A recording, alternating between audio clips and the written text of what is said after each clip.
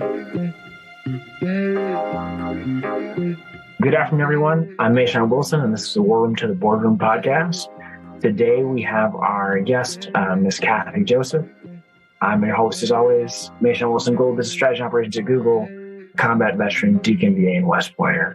To provide a little background on Kafi, she's the Chief of Staff and Local Market Lead at Accenture in the DC metropolitan area. She's a former associate at Booz, AllenHamilton, and a former manufacturing project manager at Fairbanks, Morse Engine, and National Air Cargo. She was both an active National Guard MP officer, a former outreach officer, and she's a graduate of West Point, George Washington University, and Georgetown McDonoughSchool of Business. So after the little Kafi, kind of introduce herself. I don't want to say anything more after all of that. That feels like a lot. It is. That's visiting. Extremely visiting. Yeah, no, so happy to be here with you, Mason. And I feel lucky because the second podcast I'm getting to do with you. I'm really excited about this one with the War Room to the Boardroom and just, how you've positioned this and the kinds of advice you get from folks on here. So happy to be here. As Mason said, I'm Kafi Joseph. I am originally from Trinidad. I was born on the sunny island of Trinidad. We immigrated to the U.S. when I was a kid, when I was around 8 years old, to Maryland. So I grew up in Prince George's County. That is where I went to the academy from Maryland. And I won't restate the educational background, but as I mentioned, I immigrated here. It was my mom and I. So grew up in a single family home with my mom. A lot of my family's still in Trinidad. That's where my dad is. So I would, hang out with him in the summers. And really, we moved here because of my mom, like the way the education system is set up in Trinidad. It's very much, you have to test to get into high school, right? Like where you go to high school determines on, how you're testing as a middle schooler or, an 11, 12-year-old. Your whole future is hinging on that. And so my mom was just like looking at me and like, at, this point in time, you have a 99% and you're fourth in your class, your future is doomed. So we really immigrated to the US for opportunities for me to have the best education that I could get. And then while in high school is when I got exposed to JROTC, really, really drawn to it. And that's how I got my exposure to just like a broader view of, hey, military values, what it's about. I was an Air Force junior ROTC and had the opportunity and was encouraged to apply to the service academies. And so for me, a lot about the academy and going to the academy was predicated on the opportunities we had to immigrate here. It's kind of the ultimate form of service. Our service members, protect those freedoms. And so that's a lot about my background. I love it. And so coming from Air Force JROTC, I should say, what steered you towards West Point as opposed to like Air Force or Navy, especially being in Maryland? No. I wanted to be. No. I actually originally thought I wanted to be a Marine Corps officer. Just our JROTC in our county was legit. Like we had 20 high schools in our county at the time. They all had JROTC. Like predominantly they were Air Force, then Navy was the next, then Army, and then there was one Marine Corps school. We had a first boot camp. So we're in ninth grade. You had to go through boot camp first. Then they had a summer officer program. So like you got nominated and then you went to the officer program. And so like that's how you became an officer in your through your schools. And so when you went through, you got to run the boot camp or you got to run the officer camp as you were officers. So it was like legit. Like they had all of that set up. There was this mean, bad, like a lot of former ROTC grads would come back as well to run some of the boot camps. And there was this badass Black woman who was a corporal in the Marine Corps, Corporal Van Hook. And I was like, I want to be her. I want to be, and I didn't know enough at the time, right? But like that kind of solidified it. But a lot of our graduates went to the service academies. So I knew people at different academies. But what really solidified West Point for me is when I visited for myself. And you know how we have the visits. So I did Navy's summer program, but visited West Point. And the Black women that I encountered at West Point, the community I encountered at West Point, even more broadly than that, like I had stayed with a person on the track team. So then I got to see like the broader track team, community. For me, that solidified it compared to what I observed and experienced, at Navy. So it was really very much about the people, the camaraderie, the sisterhood, what all the things that we know the Army to be about. So kind of trying to find your place and finding the right people that kind of guide you in that path. Yeah. Can you talk about kind of some of your contributions at West Point? And so, I usually ask people like, when you left the military, you mentioned you're an MP officer, you left as a captain, in sports. Can you talk about like your contribution and like women's rugby and all of that great stuff? Yeah. So clearly community is huge for me. I think the single most contribution that I had that I'm proud of is us founding the women's rugby team, Women's Army Rugby. War. We started on that path my Cal year, my junior year, towards getting the team established. And really, it was a little bit based on like my defiant nature, just talking to folks about like, we watched a lot of rugby games and they were like, wait a minute, why don't we have a rugby team? And talked to one of my classmates who went to Navy for a semester. And she's like, Navy has a whole rugby team. They've had a rugby team since the 90s. Air Force, then we found out, we did research, has had a rugby team since like right when women came in, practically in the 70s when they came in. And so it was like, well, why doesn't West Point have one? And I think the response we got at the time was because no one's interested. And I was like, well, that can't be right. Challenge accepted. And so I'll spare you, all of the details around it. But within a week, of just reaching out to my network, there were 40 women who were like, I would play. And within the time of us trying to put together the stuff, there were over 60 who were like, yeah, I would absolutely play rugby if we had a team. And so myself and the founding 40, a few core people started the process of getting the team established. And we now get to give my age away, just celebrated our 20th anniversary of the team in November. As the universe would have it, literally on the day that we founded it, we were going through old documentation, found an email, and that was the date, November 4th, 2002 was when we had kicked off the anniversary weekend. And, when you are doing something like that, especially at that young age, it was just more like, we want to play rugby. This is a sport that we're interested in. How can we make it happen? You can't fathom the impact or what it will look like in the future. Like you have no way of looking forward to understand that I shared with you before, and I've shared with others. At that anniversary weekend, we created a forum called War Stories, just like old soldiers like to sit around and tell them, but then also for us with our name being Women's Army Rugby and calling ourselves War, just to share your favorite memory. And it was so powerful and beyond anything I could have imagined, but exactly what I would have been looking for, as a young cadet coming in. Just a community that was created. I brought my friends with me to the team. Like a lot of my classmates were like, I'm only doing this because you're asking me to do it. I will support you. I think it's crazy, but if you need numbers, I'm here. But the teams that I've seen when I went back in admissions and coached the team, their whole academy experience is based on that community and the existence of that team. And we created spaces and safe spaces as well for a whole community that I couldn't have fathomed. I mean, that's pretty awesome to see like that entire legacy of how you contributed to other cadets, their development and kind of sense of community. And so in finding that community at West Point, can you talk about your journey through the Army and then your decision to leave? Yeah, absolutely. So as you mentioned, I commissioned as a military police officer, and that was my first choice. I remember feeling the envelope and being like, oh my gosh, these don't feel like cross pistols. What happened? And then opened it, crisis averted. My first duty station was Korea, and I also did CTLT in Korea. So I was excited, to go back, had a great experience there. I was stationed, I was a platoon leader in Korea. I remember just being told, this isn't the real Army, this is Korea, it's all training. But at the time when we picked our posts, it made sense for me. So, I went to Korea, was there for a year, and then heard if I had left, I wouldn't get any more platoon leader time. Like lieutenants weren't getting platoon leader time. So I extended for 18 months. And then got selected to be a platoon leader in the Old Guard, so the 3rd U.S. Infantry Regiment. and got there and was like, this isn't the real Army.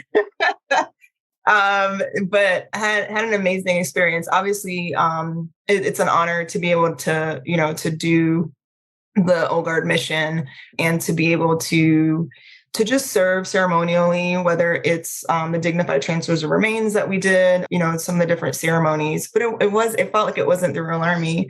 And so I was a platoon leader there, tremendous experience as well. And then I actually deployed as an individual augmentee. That's how I got my experience and went to Baghdad. So that was 2006 to 2007 for me.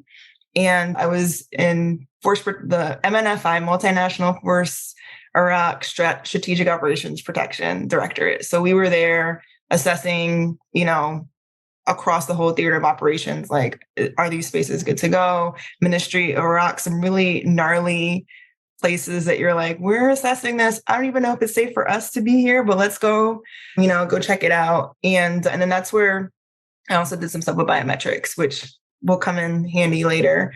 And then did a year there, came back to admissions. So I think they did it when you were an admissions officer too. You come back to your desk the first day. I had the Far West region. I wanted to be not close to home. I wanted to check out a different space. And there's my cadet admissions file and cadet file sitting on my desk. So that was super interesting. I think my decision to transition out at the time, I thought it was the Army. I later learned that it was me. At the time, I was just like, man, in 5 years, I've been in 4 different places and I haven't really, set roots or made the connections that I want to. I think I need to leave the Army. I want to do something different. Let me try this civilian world. And then in the 4 years after leaving the Army, I would have, been at Booz Allen. I did join the Guard. I changed over to logistics while I was in the Guard, but I would have been at Booz Allen. I would have gone on orders, to prep my company for an overseas assignment. I would then come off orders and go work for this logistics company. And then I remember being in Dubai. I ran a cross-docking warehouse that took stuff in and out of Afghanistan. I even helped, with some of the drawdown plans. But I remember standing like on the tarmac in my little safety gear outside the warehouse, and there's like no other women on the tarmac. And I'm like, oh, it wasn't the Army. It's me. I like doing different things. So, it took leaving the Army for me to realize that part about myself, but that's what really drove that decision for me at the time. And then, now I'm thankful for it. People often ask, especially with a lot of my classmates being close to retirement, hey, you could be retiring now. Like, do you regret it? Do you wish you made a different choice? And if you are a Marvel nerd like me or a science nerd like me, I believe in the multiverse. And so somewhere in the multiverse, there's a version of me that stayed in the Army. Oh, and has wow. an amazing career and loves it. And there's this version of me that also enjoys my experiences. It wouldn't be the same. I've had so many unique experiences, and there's no way for me to compare, what that could have maybe been like, beyond the next assignment or whatever. So, so far so good. And that was it. That's helpful context for your thought process, in that, most people are like, oh, I'm tired of the move. I'm looking for a bit more stability. And then ultimately you come to find that this is just how you roll and how you operate.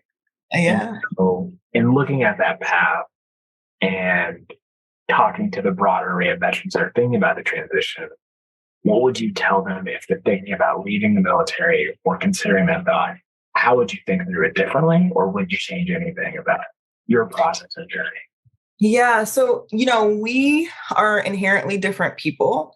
And I think what the military does for us sometimes is makes us forget that, because you've got to hit this milestone by this mark. You've got to do this thing in this time frame. Everyone's, hitting these milestones and these growth paths along the same trajectory. Even if you're in different branches or different functional areas, you're still kind of being grouped together. And so for anyone who's thinking about transitioning, I think it's important to take a step back and really reflect on like who you are versus like who the military says you are or how the military is doing that. And for some of us, that's difficult because, we've been doing it since we were 17 years old, right? So I think it's really imperative for you to consider that. And if I had considered that and realized that, no, I actually like, moving around or like the different career opportunities, I still don't know if I would have stayed in. However, luckily for me, I've stumbled into,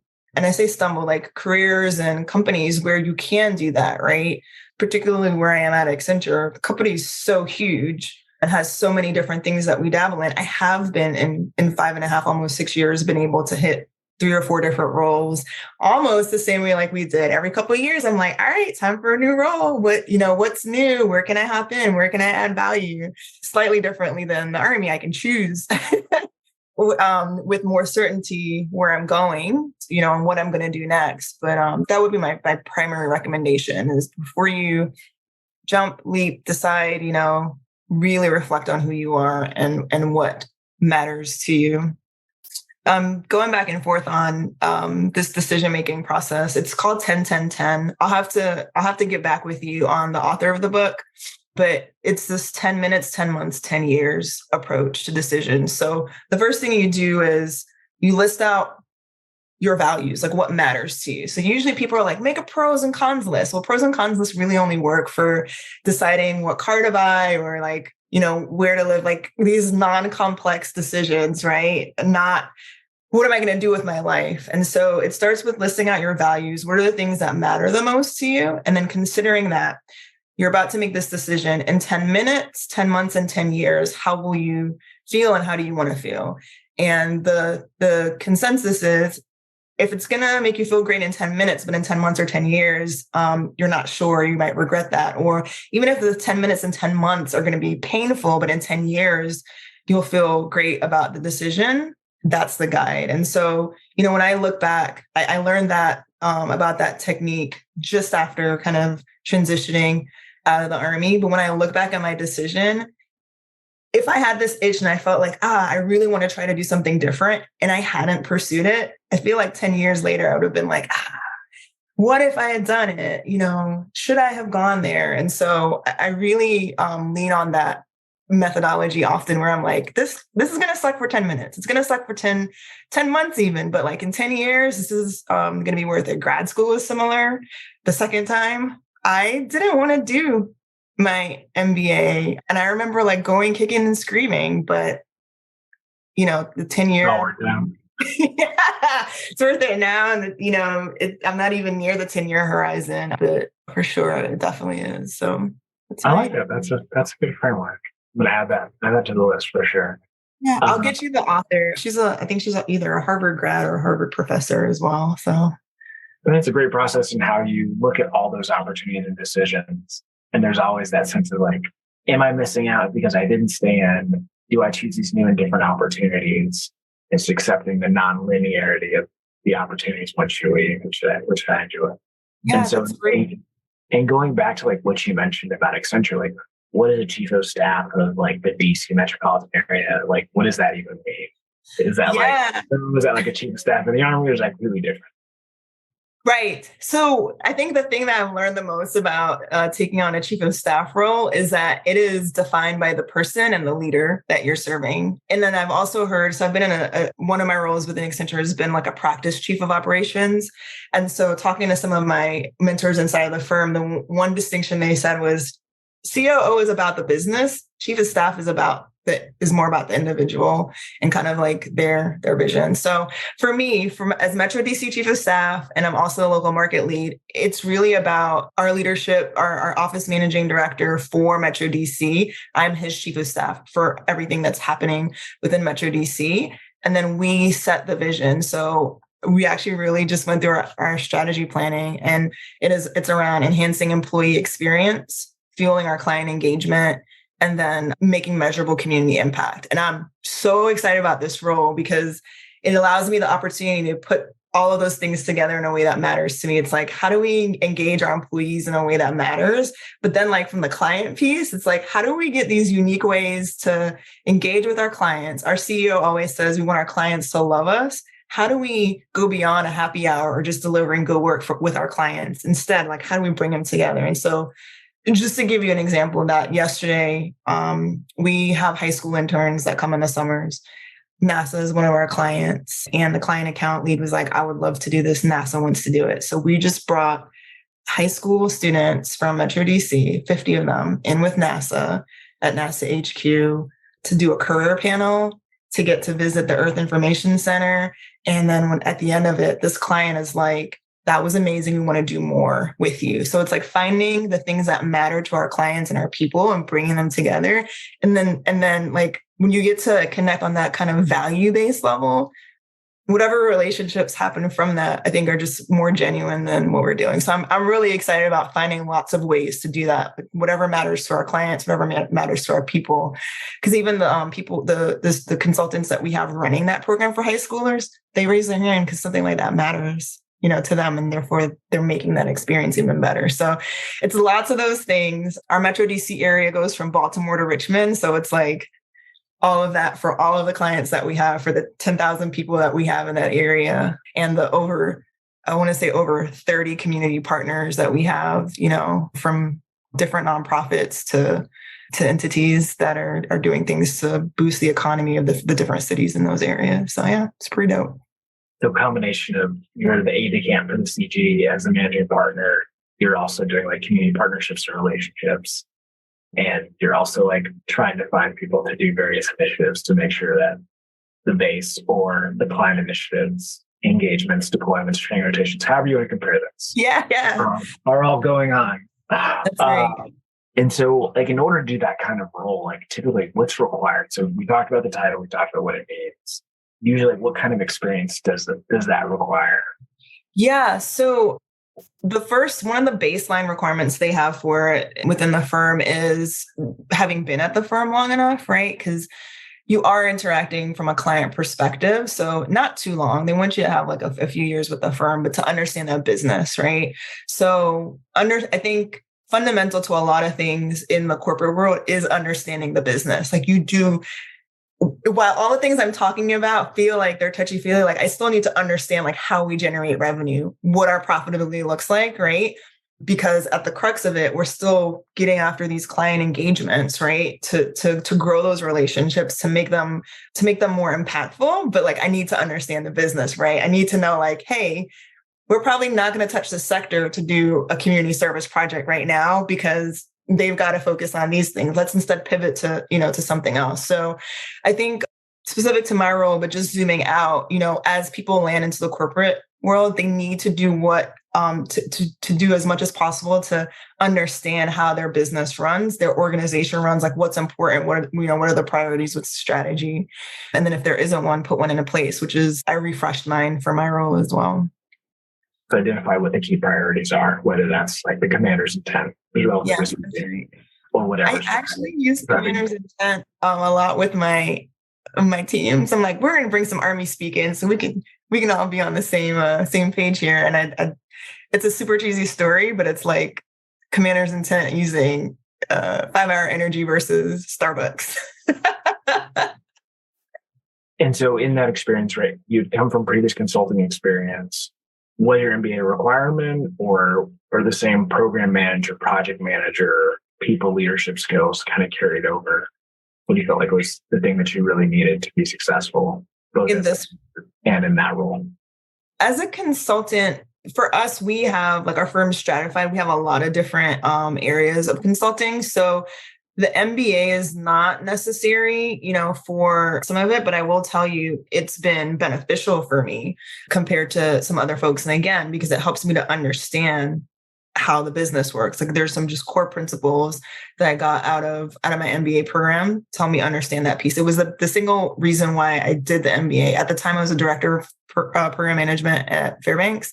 And my boss was the president of our group.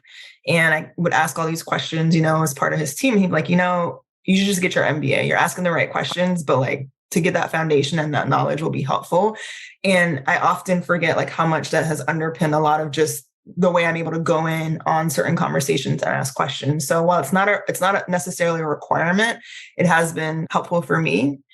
in this particular role, as I mentioned, I do think it's useful, but the other things that have been helpful for me in this role is that I'm well-rounded, because again, our company spans around a few different, what you call it, service groups, right? Or areas. So we've got operations, we've got technology, we've got strategy and consulting, we've got industry X, and we've got our digital experience, our interactive experience. So having had exposure, in some of, not all the areas, but some of those areas makes it easy for me to be able to engage and talk to leaders and at least baseline understand like what they're looking for, what's important for them. So I think, I would say that that's important as well for folks. Like if you're going into a space like consulting, especially for firms that tend to do more than one thing, to broaden a bit, right? To be able to understand what are the different things that are happening across the business and to be able to be conversant.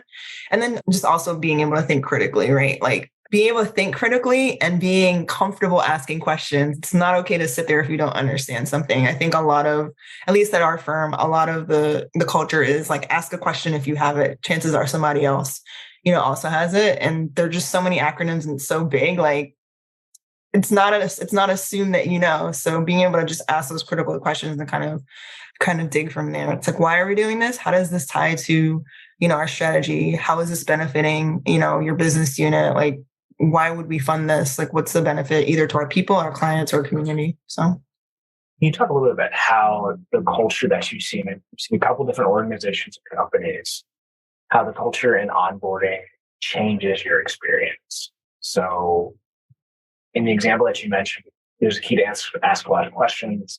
And so as opposed to the Army where it's like, yeah, here's the team, here's the FM.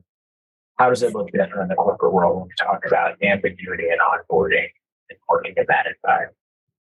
Ambiguity and onboarding. So I think I think you can tell a bit in the interview as well, like what the culture is going to be. So I just share a little bit about Accenture. When I interviewed at Fairbanks, it was initially to be a project manager. And then a few months later, I became the director of the department. But the question that the president whom I interviewed with, he's like, look, I see your resume, you're qualified. Like, I don't, care about that. The next question is how we're going to have this conversation is about if you can work in this environment and if you can be part of this team. And so he said, are you comfortable not being the smartest person in the room? And so talk about, right, like an onboarding. I was like, what do you mean? But then really to step back and put it in perspective, it's also kind of what we do as officers in the Army. And it's, to an extent, just as service members, we're not the smartest people, but we're surrounded by people who have their different areas, their specialty areas, their strengths, and we understand what everybody brings, and we know who to pull in or bring in for something. You got to bring, your six, your S6. If you got something here, to bring in the one for that, and we all come together, and we have different parts of the plan, different parts of the op board, that come together to give the big picture. And so, his point for me was, you're going to be leading a bunch of engineers. They're really smart at being engineers and building and engineering things. You're not going to be the person who knows the most about the product that we're building. I'm not hiring you to know that. I'm bringing you in to make sure our projects are brought together. We have the right people there. They're delivered on time. And then ultimately, when I got promoted, to do that for the whole organization, to think about that from, okay, our whole program management, how does the operations group fit into this from the factory floor? How does market sales fit into this? How do we prep, with business development and our proposals? And so, I think for me, like hearing that alleviated a lot, because I remember thinking, man, this is a manufacturing company, this is engineering, and I'm not a pure engineer. But he set me up to understand that from the beginning, and then I felt comfortable. I was like, I know why I'm here, I know what I'm doing. And so to your point, I think understanding even before you get to onboarding through the interview process, like what that company's culture is, will let you know if it's a good fit for us. Because going back to earlier, we're not all the same.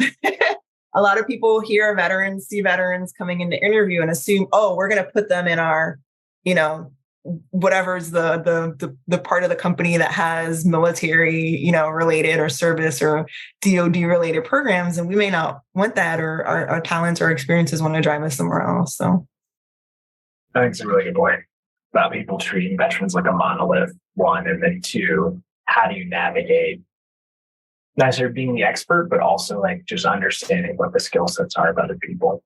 Yeah.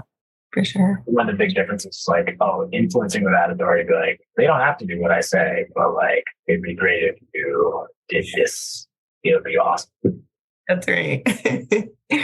And I mean, that's a lot of, some parts networking, but really just relationship building. I think one of the things that I tend to do, and I think I'm an omnivert versus like an extrovert or an introvert. But one of the things I tend to do when I get somewhere, even within my own firm, because it's so big, is I start to just like on meetings, on calls, find people and reach out and get to know them and hear about them and what they do and just build community outside of like my group, because 9 times out of 10, I've been able to then call them later for something else or reach back and bring them in. And I do that at all levels, leaders, peers, and people who are junior to me as far as level. And it's been invaluable for me. I mean, just popping into this role, the person that works with me on my team was like, where did you find these people to help us build this tool? I'm like, aha, yes. We worked together before, and it's a bit of a force multiplier for us in getting us going. So and so as you continue to build these relationships, not only at West Point and the Army and like in the corporate space, do most of these opportunities come because you apply to them, or they're more relationship based? They're like, hey, I know Kafi and her work, and like she would be great in this. How does that kind of influence look a little different as opposed to like a force management perspective where HRC is like cog role here? Yeah. I have shared before on multiple platforms, every single role I've had in corporate America since leaving the Army has been based on a referral. I've never actually applied. I've had people come to me and identify, hey, there's an opportunity on my team, based on what I know about you, understand about you, could be a good fit. Obviously, I've had to interview, but I've never just cold applied and been like, this role looks good. Let me, sign up. It's definitely been just through my network and people understanding what I'm capable of and having worked with me. And then even internal, people here in consulting, you've got to find different projects, teams, or when you're searching for something, it's through that. So I think relationships are key. They're important. I'm not saying, never apply or don't apply. I am saying it's good to understand and to connect with people. The higher likelihood that it's a good fit for you, right? From someone who knows you versus a piece of paper, I'm saying paper, but a role description, on a screen that sounds like it kind of maybe be me and then could be something completely different when you land. So I do think relationships are important, and you don't have to. I think a lot of folks who are tentative about networking feels like it's like being fake or, schmoozing or whatever else. And I'm here to say that it doesn't have to be that at all. I'm not fake. I don't go, hey, I just need to know this person. When I say I look for people to connect with, it's not like, oh, this person's title is important, I'm going to go connect with them. It's more like, what you said on that call that we were just on really resonates with me. And I just want to talk to you and learn more about you. And then the world opens up, you hear this, these things, or when people reach out to me because they want to know about my background and I'm, they're junior to me, I still learn a lot. I understand, have insight, to their more current experiences. So I do think though, relationships and networking can get around it, friends. You've got to do it. I think if you're tentative about it, it's just finding something common that you have, something that you saw them post, something that they read, similar background, and then having a real conversation to connect from there and develop the relationship from there. Great points. Love the networking and referral piece. Then, it's definitely about finding that warm intro, kind of like in admissions, right? Are you a file number or are you like a name and a person? That's right. I love that. Yeah. Can you also talk about how navigating that space, not only in your role and progression, but also in connecting with people, how that looks different as a minority woman and as an immigrant, and like how that changes how you come to work or come into these spaces, given the Army is more like the only color I see is green. It's a little different. Yeah. I've been fortunate. So I want to make sure I don't, like, whatever I see doesn't come across as saying like, that doesn't exist. It doesn't, it doesn't matter. I've been fortunate. What I do think is pretty cool in my experience as a woman, as a Black woman. And then later, if I get to share my story as, as an immigrant, it's just that sometimes people may just see me. And then when they learn, like, wow, military, this experience, what you've done. And many officers, many veterans have that. Like, we haven't just done one thing, in our service. We have so many experiences that we bring. It's been like this is a Black woman, but these are the things that they're bringing with them. And what I found for me is, I'll call them advocates, and I don't think they even know that they're advocating, but then people get excited about your story. Like, once you get to know them, and then they want to share it. And so because of that, in a lot of spaces, I haven't had to just come in, it's not like, here's this Black woman. Like, there are people who are literally coming and like, no, this is Kafi. Let me tell you about her background. Like, they'll want to tell it for me and share it. And then, not to be one who rests on like past accomplishments. And then when I get in, I'm able to do more and more things that add to that repertoire and that brand, right? My personal brand in the organization. So then it's like, yeah. But not only does she have that background as a West Point grad or veteran or, whatever thing they're anchoring on, Georgetown, whatever. Like, let me tell you about what she did when we launched X program, or let me tell you about what she did for the business here. Let me tell you about that impact. And so it's difficult to navigate initially, but like, as you get into a space, like, I found that people want to tell that story.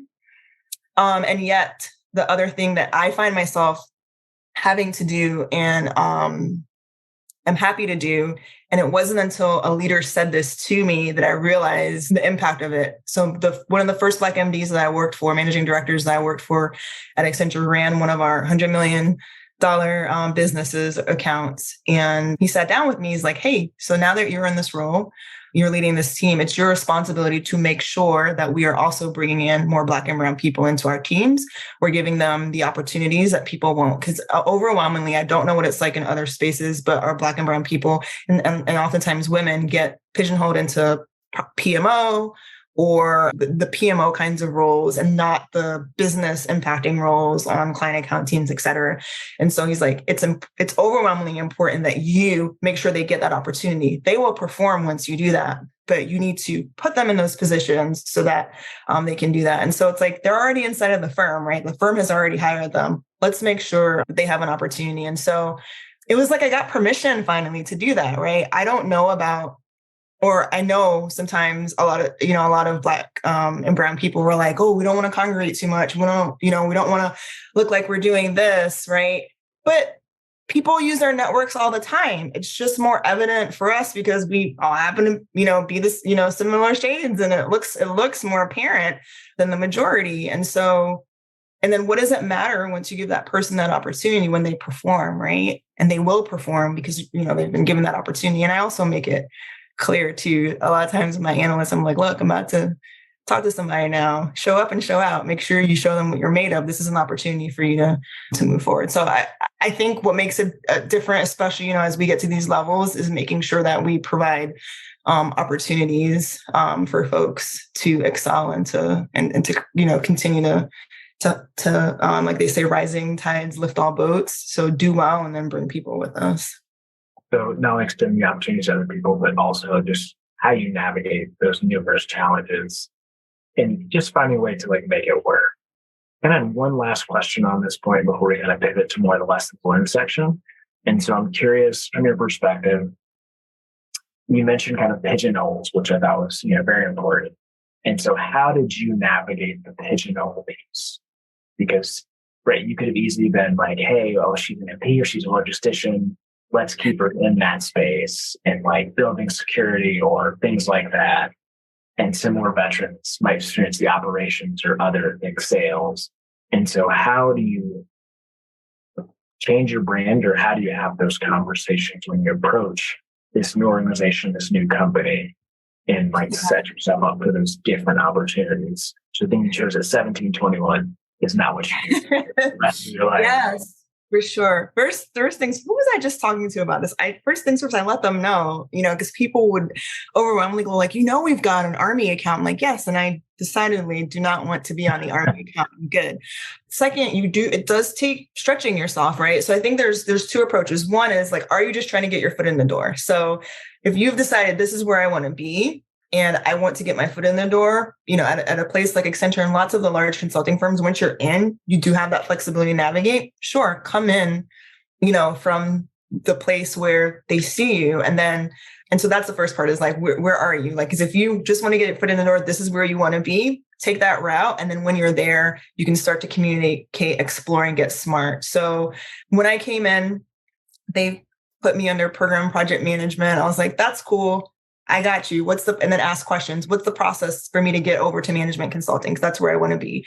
And they told me and I did it and, aligned myself and made that move and started connecting with people in those spaces.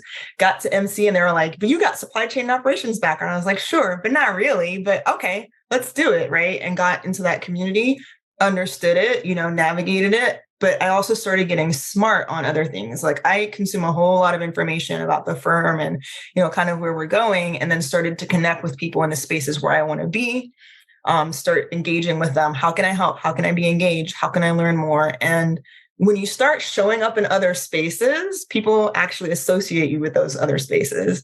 So it's like, hey, yeah, I'm program project management.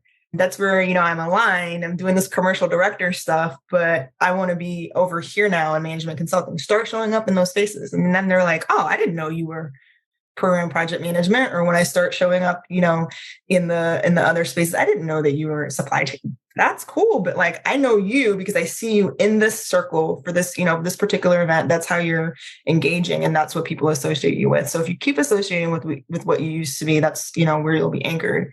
If you position yourself where you want to be, that's where people will start to recognize you and align with you and align you to that, excuse me. So that's how I avoid it. Like, yes, I happen to have these other backgrounds, but I kind of point myself and position myself in the groups and around the people where I want to be, and then go from there.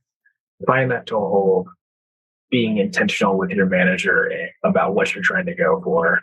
And then also like just creating that narrative of where you're trying to go and making those opportunities and connections to align in that new direction. No, love it. Love it. And sometimes your manager may not, or the person that you're working for may not want that. If the firm is big enough, they don't control your every waking hour a day. So what you do, for in the afternoons and in the evenings are things that can help you position, if you can't do it during the day. But if it's easy for you to do during the day and what you're doing, yeah, absolutely. If you got that supportive management team, absolutely. It's not impossible if you don't have that initial support there either. So, all great points. You shared a lot of good insights about, legacy building and trying to find your community and kind of support for one another and using your network to navigate a difficult space. Can you share any reads that might be good for either veterans transitioning or people that want to be senior leaders or chief of staff, like yourself, or executive leaders, you think they should recommend or put on the reading list? Yeah. So I often, because this is technically my second chief of staff role. It's my second one it's my first one that's, to this extent and level.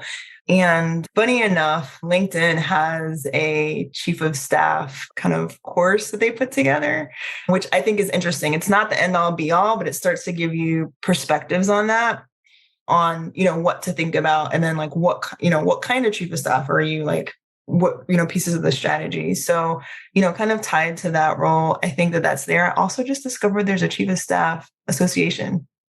Of course there is. And Harvard and Oxford that's the two that align the communities, for it. And the role of chief of staff, like you said, it's broad reaching and wide ranging. So that I think is cool. Like if you're just talking about like the specific niche that I'm in and this space, but I think understanding not yet anyways, there's no like single guide on how to be a chief of staff. The biggest thing you have to understand is there's lots of different ones. So researching and looking up like what different chiefs of staff do and then understanding the organization alignment is cool. The book that I would recommend is What Got You Here Won't Get You There. And the premise of that, yeah, you're nodding, because even if you haven't read it, the concept makes sense, right? Like the things that we do to get us to one level, and we even do it with our soldiers, right? When they get promoted to become an NCO, it's like, cool, the things you did as an individual contributor, stellar soldier, is not the same thing that's going to allow you to be a great NCO. The things you did as a platoon leader is not going to be the thing as a commander or a battalion commander. The thing that you do, if you come in just right out of your captain years, right, into corporate, is not what's going to get you to be an executive. It's by Marshall Goldsmith. But I think that book is huge, because oftentimes we're just like, well, this worked. Why isn't it working again? Right. It's a different environment. It's a different, different level. It's different perspective. And so understanding that, considering that, I think it's just like a good read and grounding. So that's my recommendation. I love it. I mean, you've given me two donations today. So we will add those for sure to the reading list and make sure our listeners know, what they are and where they can find them. Other question I had as well. And so chief of staff role, like it can be varied, but like, what does it typically lead to? So is it the stepping stone to like higher levels and like executive leadership? Is it a culmination role? Like, I guess, what does it typically entail, and like, where does it go from here? Yes, is the answer. And I'm not trying to be cheeky or funny, but like I mentioned, there's a white paper out there that talks about that. And so that's what you need to understand. In some instances, it can be a culminating role. Like, and for some organizations, the chief of staff that they're looking for is someone who has had a lot of experiences. They're effectively a strategic advisor, right? And they're helping, the leader that they are supporting, like understand that. So their input is valuable. So in some orgs, it can be culminating.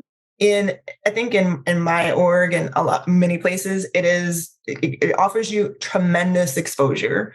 You're getting exposed to lots of leaders across the business, across different elements. And so it can be a stepping stone role if that's what you wish.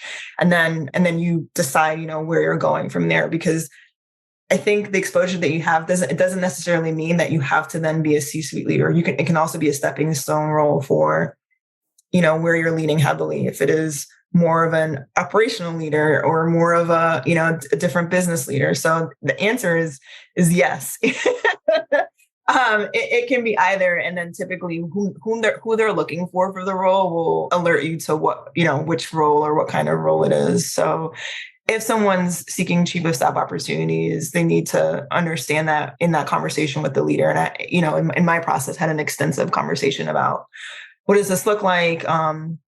What does it entail? How will I be engaged? At what times am I stepping in for my leader in certain circumstances versus, supporting him? So sometimes I am the one at certain meetings in his stead and carrying out his guidance and the initiative, strategies, and intent. So. No, very helpful. That, it can be many things for many people. Just depends on the company where you're trying to go.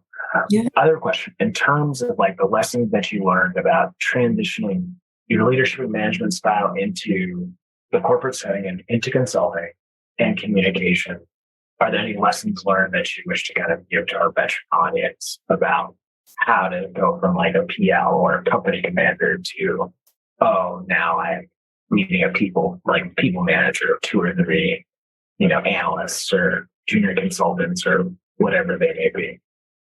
Yeah, my initial reaction was going to be read the room, but I think just zooming out, it goes back to the comment before about understanding the culture, right? So companies have different cultures, and some in microcosms of cultures within the firms themselves. So in some spaces, a direct management style, leadership style that we learn in the military still works. Like you can be very direct and very forward. I learned the hard way when I was in the Guard. I would come back from my annual training weekends or like my drill weekends and be very directive. And then people would just kind of be like, what's happening?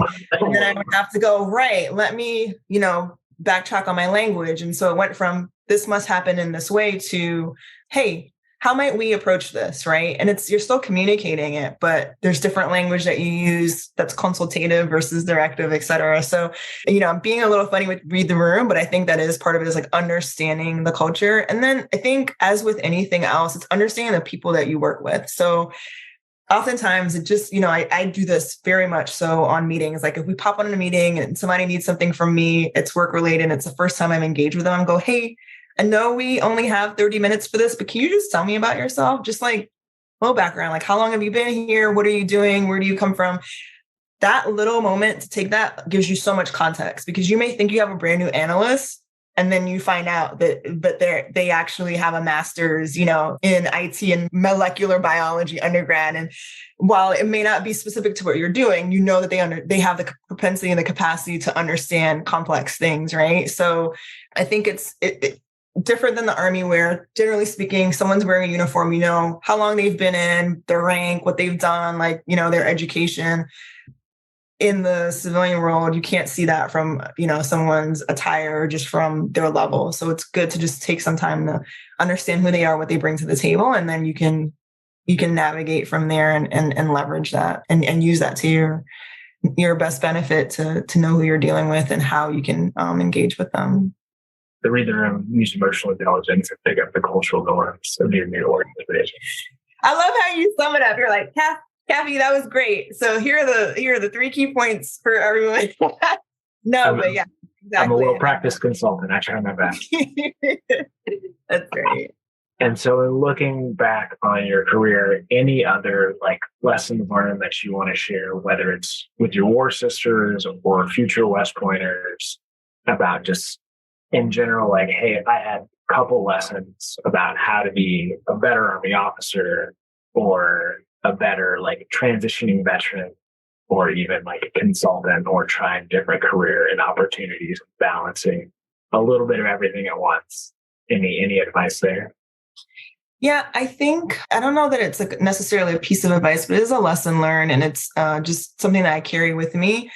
The experiences that you have had, they're not necessarily positive or negative. Look at them as experiences, because with time, with distance, there's so much that you will have learned or carried from it. So whether you were, star wreath, like Dean's List, or, barely squeak by to get out of there, that's an experience and that forged something. So what is it that you got from that, right? What did you learn about yourself from that? What did you want to improve about yourself from that, right? Especially for those of us who were amazing students in high school, we got to West Point, or what happened to my grades? I thought I was, a great student, and you carry that to grad school, and you're like, I'm now going to be a better student again, right? And so I say all that to say, whatever experiences that you have, sure, if you want to classify it as positive or negative in the moment, when you step away from it, just classify it as an experience and take the lesson from that, and take the time to accumulate those lessons, to put them together to help steer you. And I tend to look at my life like that. A lot of times they'll ask people, what's the high points? What's the low point? And I go, none. They're just experiences, and they forge me. So I would say not to get hung up on, any really good thing that happened to you, right? Or any really bad thing that happened to you. They're just an experience. Today you can be, top of the game. Tomorrow you could just be a regular person. But if you just look at it as an experience, when I was at the top of the game, here's how I experienced this. Here's how I went with it. When I was in this low point, here's how I experienced it. Here's what I learned from it. And you take those lessons, it helps you to formulate who you are and who you're continuing to be. So don't get hung up on it. Either way, just take those experiences and just continue to grow and build on them. So framing those experiences and taking away some of the positive and negative feelings about them. Last piece, we know you're involved in many things. And so are there any places where people want to connect and learn more about your story, or things that you're working on, whether it's initiatives for your company or side hustles or books? Anything that they should know about Kafi and what she does, in her downtime? I smile because there's something brewing, but it's not yet. Not yet. But if people want to connect with me, LinkedIn is fine. It's Kafi Joseph. When you search me, you'll just find all the things. So if people want to connect with me, I am good for a LinkedIn connect. I'm not on it all the time, but that's where you'll see most of what's going on, especially in this new role. I'm doing a lot of posting, a lot of sharing of initiatives and how we're engaging. So yeah, that's where I am. So, well, Kafi, we definitely appreciate it. Round 2 for the podcast. I still remember when you were the Far West Outreach Officer when I was a plebe. I remember that too. That's right. Yes, that's right. That's right. Oh, man. Full circle. Full circle moment for sure. Well, thanks for having me, Mayshawn. I really appreciate that you're doing this. Like I said, we're not a monolith. So the fact that you're collecting these different stories, these different experiences is huge. Not everybody's going to be like me or have my energy, but potentially some of what I have will resonate. Some of what other people you've had on will resonate. And it's really, useful for folks who are transitioning. So thank you for having this vision, this story, and bringing me and other folks like me on to share. I appreciate it. Definitely. It's my joy.